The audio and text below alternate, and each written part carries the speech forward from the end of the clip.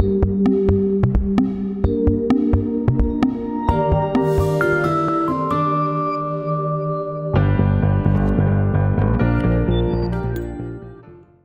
can clearly remember my parents discussing and debating and arguing at the dinner table every single night.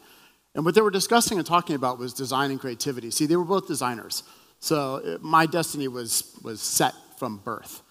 And they would talk about design as kind of a higher calling and art form. So for the past 5 years, I've been the head of design for REI, which is one of the largest outdoor retailers in the world, leading their private brands. So basically, this is me. And I think to myself, well, how do we get here? Because when you think about private label, it's basically the generic imitation of the thing you want, not the actual thing you want. See, these beans, these are the beans that you have to eat, not the beans that you want to eat. So how did this happen? How did the idea of brand evolve to a place, and the customer evolved to a place where we have generics that were pushed on the market? Actually, it didn't start this way. Brand itself started 200 years ago, actually in 1818. Two brothers decided to open up a tailor shop, and they made clothes. And at that point, there was no such thing as brand. You just went to the store, you want flour, you bought flour, it came in a sack. You want clothes, you went to the store, and you got clothes. I know that's surprising here in Milan, like the center of brand and fashion industry, but that's the way it was in 1818. But they were making the finest suits in the world, and they wanted to elevate those suits. So they put a label on it. It was called Brooks Brothers. And the Brooks Brothers suit was a private brand, and it was really the premium experience for what a suit was and tailoring was at that time. About 60 years later, brand as we know it started with Bass Ale, which was the first registered trademark brand. We all like Bass Ale, delicious stuff. And over the next 150 years, brand ascended, and private label went from the pinnacle to basically this. There's a formula for how this happened, and this is the formula of the Industrial Revolution. Brand meets manufacturing efficiency over time, efficiency increases, and what you get out of that is share value. B plus ME over T equals SV. And no, I am not a mathematician. If you are, forgive the inaccuracies of the chart here. But this model has been the base model for brand and experience from consumers for the past 200 years. It's shifting. We're undergoing one of the largest societal shifts ever experienced in the world. And it's happening right now. Society now demands more from companies than just share value. Society now demands it to consider the full impact of brand on their employees, on the customers, on their partners, and our communities. I think we just saw a great example of that as we see companies transforming and shifting how they think.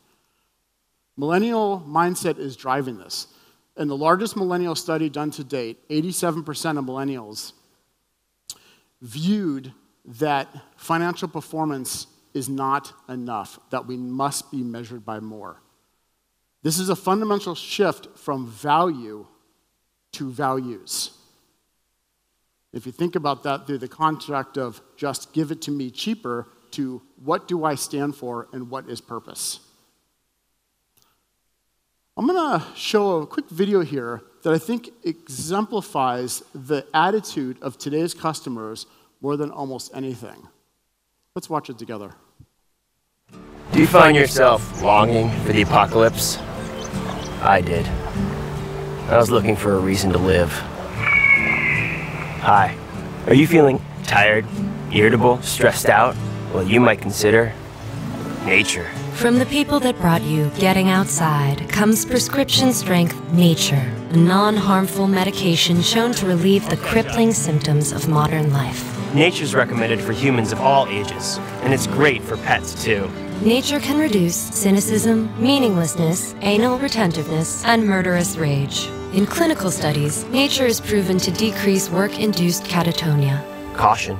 Nature may cause you to slow down, quit your job, or seriously consider what the you're doing with your life. If you are overly cynical, jaded, or emotionally numb, you may need to increase your dose of Nature.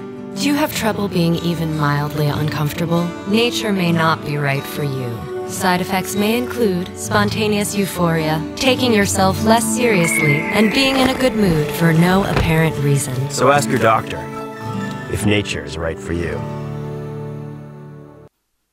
The thing you'll notice in that video is there's no product. It's purely about experience.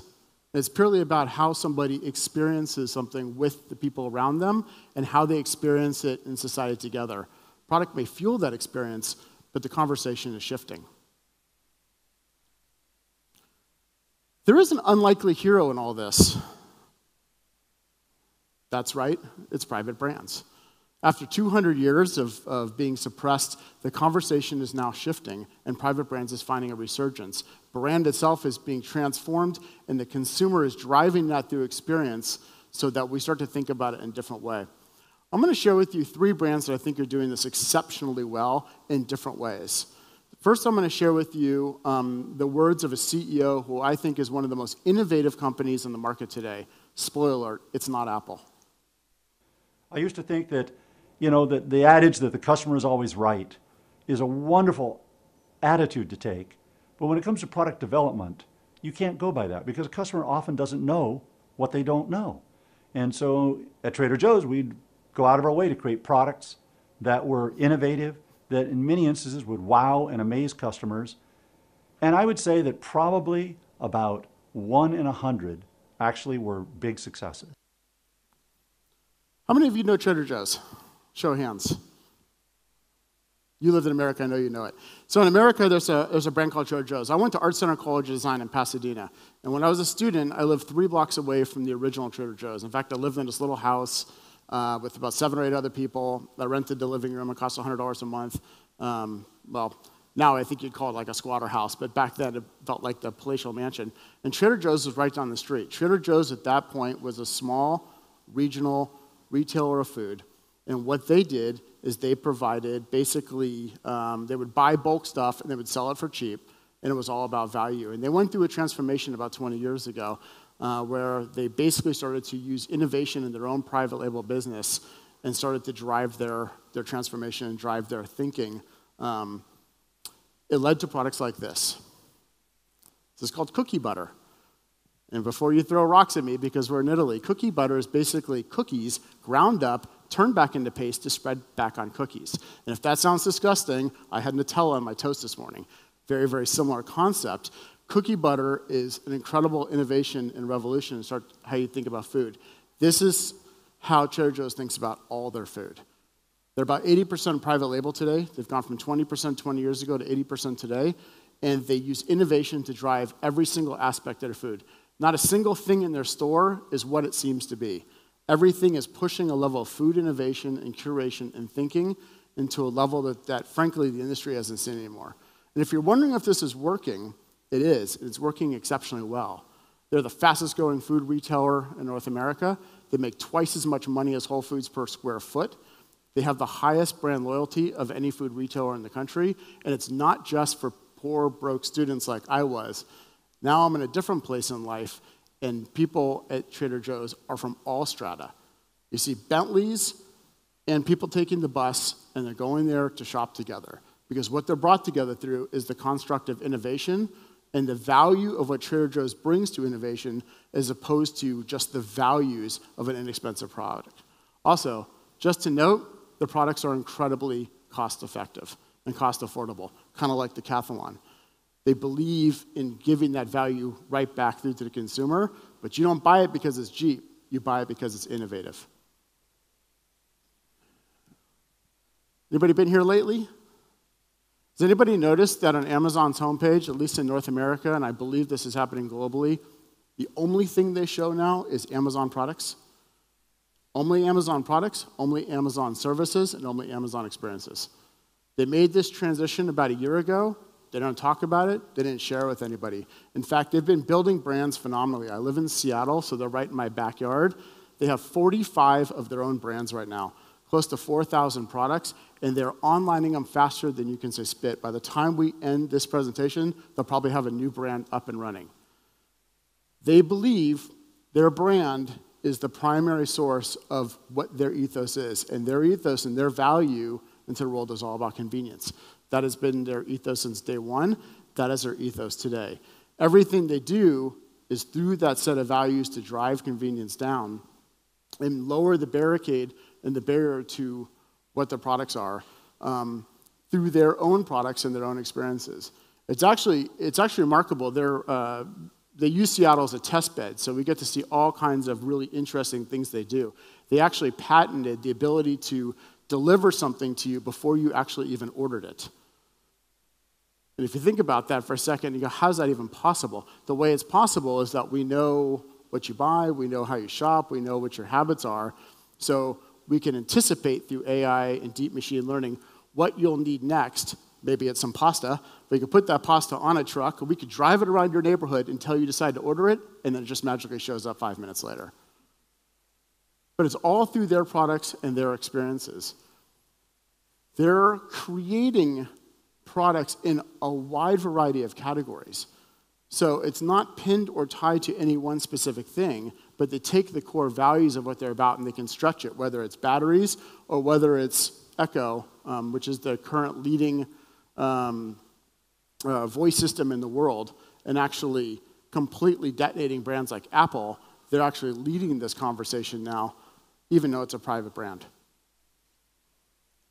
The last example I want to talk about is Whole Foods, which ironically enough, Amazon just recently purchased for $16 billion just a few months ago. But Whole Foods is, any of you familiar with Whole Foods in this room? Excellent. Whole Foods is a retailer in America that is really about sustainability, local. Their core values are basically drive everything they do. In fact, it's so important to them that when you go into the store, and this is a picture of one of the stores, their values, their standards, everything is omnipresent. It's very, very transparent. You can see and feel and touch everything all the way through the core of the entire company.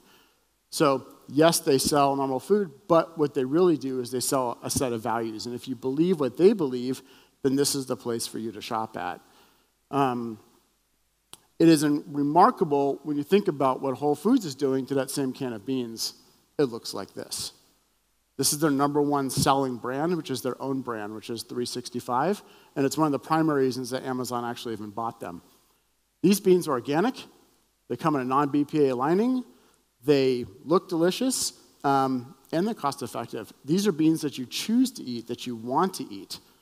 It's actually the number one selling bean, and most all of their brands are the number one selling brands across the point, because you're buying into the value system of what they stand for, as opposed to just the value of the product. So I propose that there is a new equation that is happening, and a new equation that we need to think about as creators, as designers, as brands, as an industry, about how we need to engage with people. And it starts with purpose. You have to have purpose about who you are and what you are about. And that purpose has to run to the core, mixed with empathy.